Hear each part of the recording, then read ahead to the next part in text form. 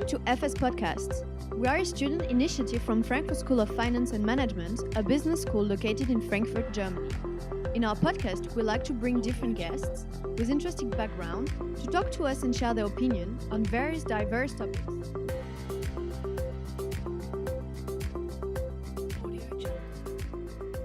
Hi and welcome to this new episode of FS Podcast. My name is Leah and I will be co-hosting this episode with Pablo. Hi Pablo. Hi Leah. And we are today together with a very special guest. We are with Leonard Beck. And Leonard Beck is the co-founder and the CEO of Standsome. And he also won last year the Hessischer Gründerpreis, which is the founding prize of the German state of Hesse. So welcome, Leo. Hi. I'm very glad to be here and very happy to be Thank here. you. So to begin with, could you shortly introduce yourself, who you are, and especially also what Standsome is doing? Mm-hmm. So my name is Leonard Beck. I'm 27 years old. I'm still a student here at the Frankfurt University. And yes, 2 years ago I founded with two other co-founders Standsome. And we are producing a standing desk that is made of plywood. So it's an upgrade for a normal desk to work standing up. Nice. And why standing desks? I mean, how did you come up with the idea? I was working at another company with the other two co-founders, and we didn't have any standing desk solution in our offices, and I had some problems with my hip, and the other co-founder had some problems with his back, and we were looking for a solution to work standing up, and we just found some electric desks that were a little bit costly. They were around 1,500 euros, so we were looking for a cheaper solution, and the only solutions we found were made of plastic, and they were not very handy. They were very heavy on one side, and also expensive, around 300 to 400 euro. So we were looking for a better solution, and so we started to think of our own solution, and started to sketch the first sketches of our Standsome standing desk. Cool. When was this? This was in the mid of 2016. Okay. Yeah. So 2.5 years now. Right. And the first year was probably just sketching and thinking about the perfect product and the market of the product. So what should be the price of the product, or how should it really look like? And after 1 year, so mid 2017, we found our finished product, the Standsome. Okay. So you mentioned you had two co-founders with you. Where did you meet them, and are they people from your school? It was very lucky for me because they were my bosses. They were your bosses? Yeah. Okay. Both of them already had a company. It was a research platform for students, and I was working for them. And after some time, we got together and we're thinking about this new startup or this new company, and I was with them, so it was my luck at this time. Interesting. Yeah. And how did you know you could rely on them when you were? So you were working for them. Mm-hmm. How did you know you could make a good partnership altogether? Because it already was a good partnership. So we knew each other from a working relationship, and we knew we could rely on each other. It was, right from the beginning, we knew it could work. So, coming back to your first days, could you describe what were the challenges in the beginning? I mean, I'm thinking now about financing and about getting all the legal stuff and all this complicated bureaucracy. And how could you manage to take all of this into account? It's we wanted to found something with not much of a financing background. We didn't have any real money, so we started just with a small scale production, and we just started with some couple hundred euros. all in all, because we started with a normal WordPress homepage at the beginning for our online shop, and we went on with the first productional steps just in a really small scale. So at the beginning, the prototypes were just handmade, made of us, and then we were looking for a production partner here in Germany, and we found someone that produced them for us. And the first big financial step was our first wood we had to buy. It was like around 10,000 euro. And yeah, we took us three together and financed it privately. And right from the beginning, we tried to sell them online. So we had the money directly on our bank account, and we tried really hard not to rely on any external financing. Okay. But then there's, I think you mentioned it shortly, there's like this challenge that, of course, you have to order, and then it takes some time until they arrive, and then until all the customers pay. And so how did you manage this time gap? I don't know how much it was, like 1 month, 2 months, probably 3. Yeah, maybe a little bit longer. Okay.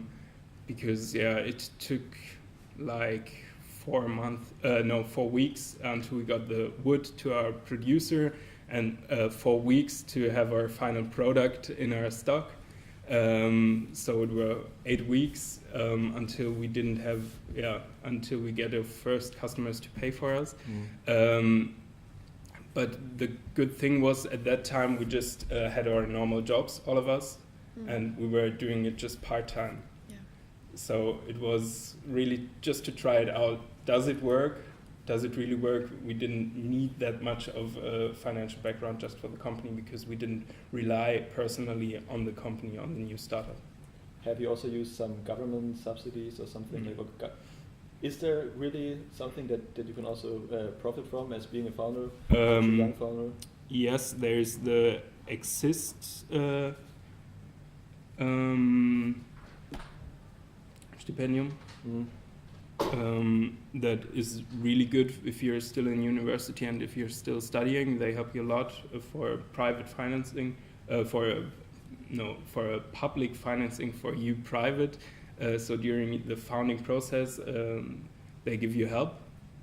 But we didn't need it, and it was very difficult also to get some funding because we're just producing a wood stand-up desk, and it's nothing like technology-driven or anything.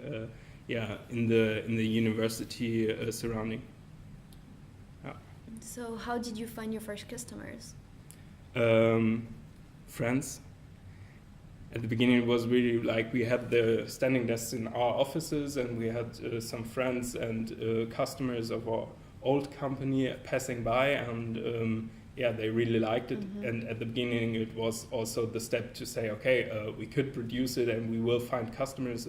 And still until today, if you get in touch with people, they see the product and they like it. And that's, really good for us. And so we got in touch with our first customers near our friend base and old customers. And then we started with Facebook ads, to get it rolling.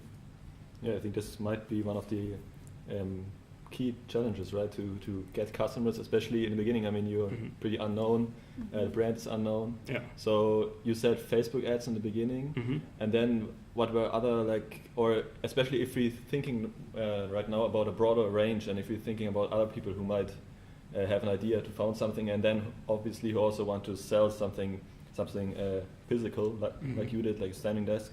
What can you recommend for getting attention of potential customers? For us, it really helped us a lot. We didn't think it would help that much. Was the Founder Prize here in Hesse, because we got like a small TV spot in the just local TV, and it was like exploding. Our business was really like exploding. We didn't think that it would be like that, and also. Smaller newspapers here of the region helped a lot, because they're really interested in startups and they really like to hear about anything that is new and that is starting in their region. So that really helped a lot, and until today, that drives us still a little bit, and also it helps a lot to sell online and to be present online. So a big topic for us is search engine optimization. That means, if you type in standing desk in Google, you will find our product. And it's not that we bought the listing of Google. It just helped us a lot to give great content and give good content to our potential customers. Okay. So where to mouth recommendations, do you think it also plays a large role? Especially, I mean, with standing desk, I can imagine that if people are happy with the product, then they probably will tell a lot. Friends or. Yeah, Okay. It helps us really a lot because we have a brand, a very young brand, but we have a brand, and the people talk about this special product and the brand around the product, and they are happy. And for us, it's one of the most important things to get our customers satisfied. So they talk about it. So we try to give them easy solutions if they have any problems during their shopping experience or anything like that. And so, but then this probably are mainly then like individual customers. But do you also have business to business, or like do you also have a focus on business to business, on business customers, companies, or? Our main focus was right from the beginning the B2B section, because it's the most interesting part with standing desk, because we start where people work, and we want to have a product where people work, so it's at their businesses and in their offices. So right from the beginning we tried to hook up with businesses and called them, just cold called them, and talked about our product, and had another marketing action that was for businesses to present their own businesses in universities, in libraries of universities, with a branded standing desk. So they didn't buy the standing desk for themselves. They just got in contact with us as a company, with the branding of the standing desk, putting them into libraries, and getting in touch with students, what was for them the most important. So that was idea.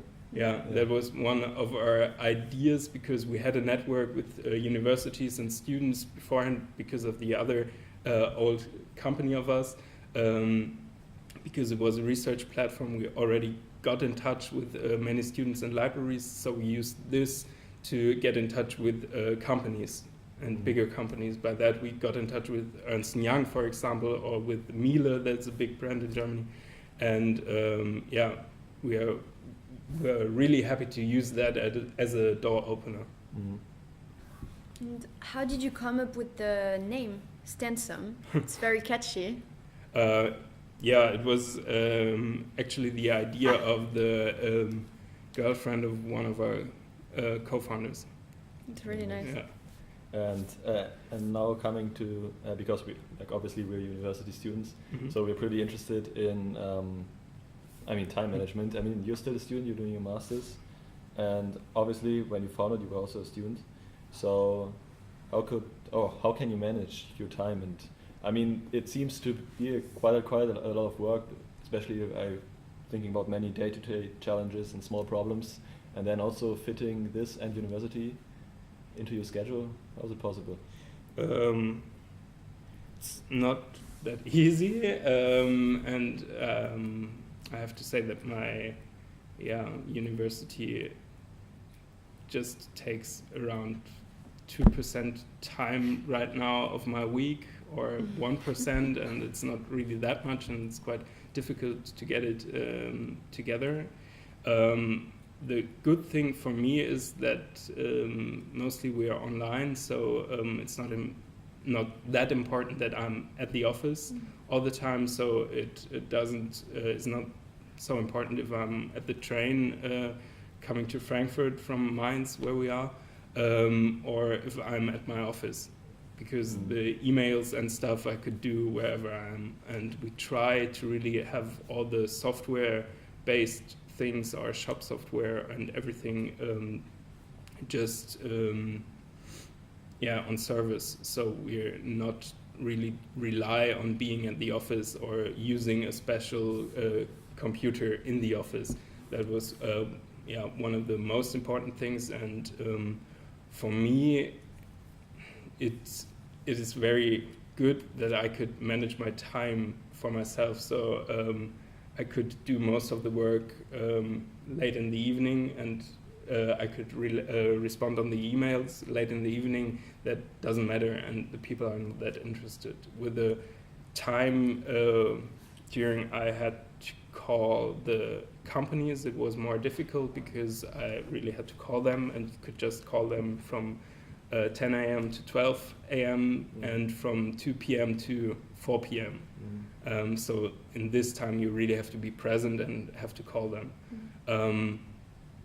But it really helped me a lot to be flexible, and with the co-founders I could just rely on them, that one stays in the office and I could go to university.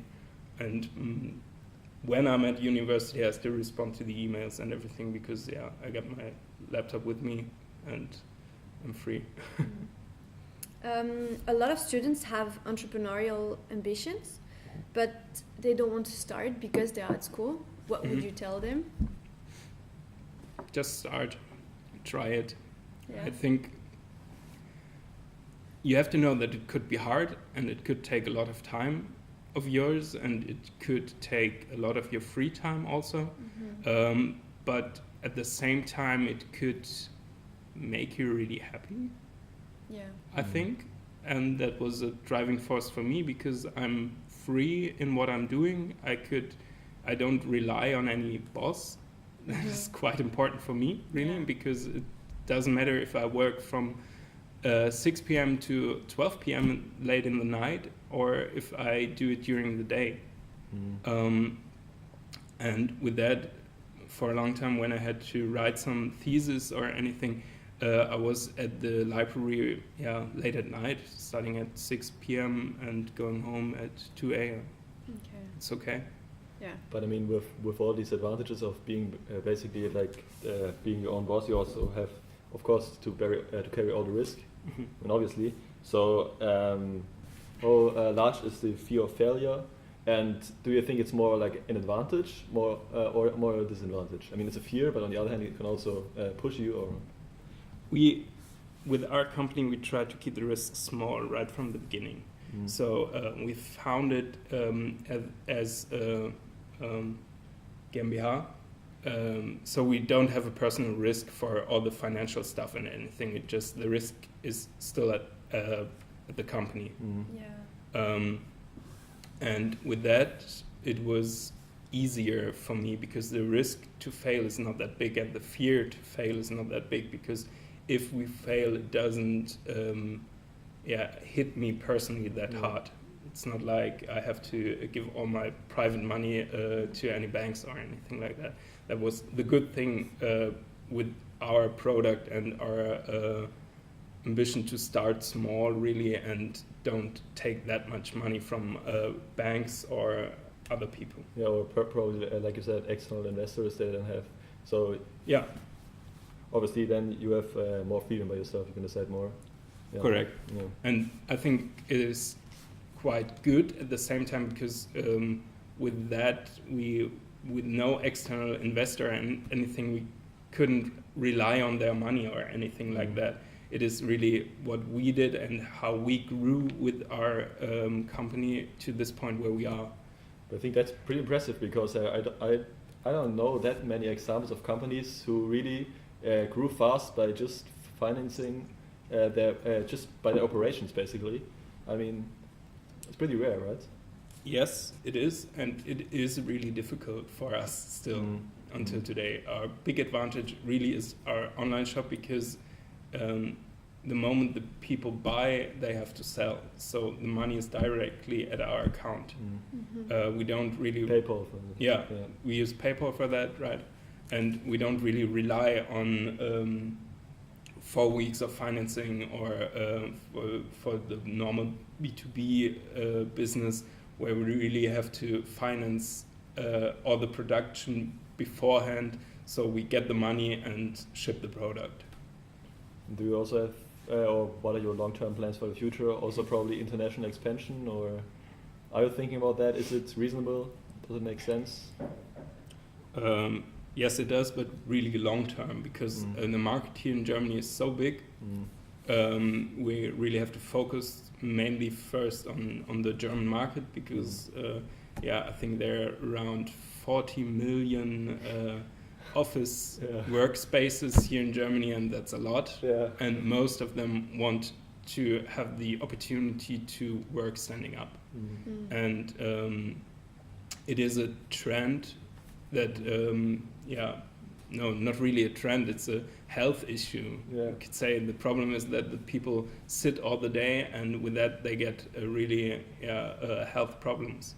And by that we will see over the 2-3 years there will be more and more standing up workplaces here in Germany, and I think the market is quite big. And on the other hand, it's quite easy to expand to other European countries, for example, Austria or France or Spain. And so now looking back, especially to the beginning, is there something you would have done differently with your knowledge that you gained over the past years?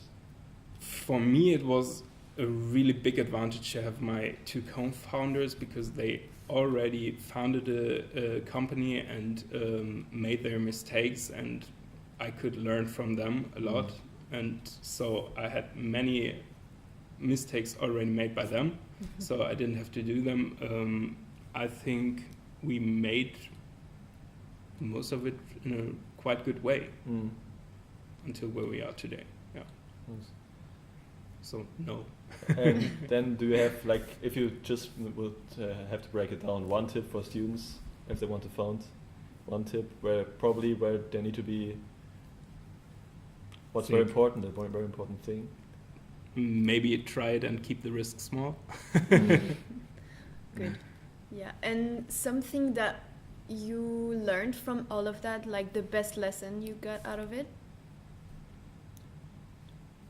It really helps to learn for yourself and to keep studying all the time on the different issues you're facing from day-to-day work. Study them and learn about what you did and think about what you did, so you could grow for the future. Sure. So, by the way, like, we often ask these questions at the end.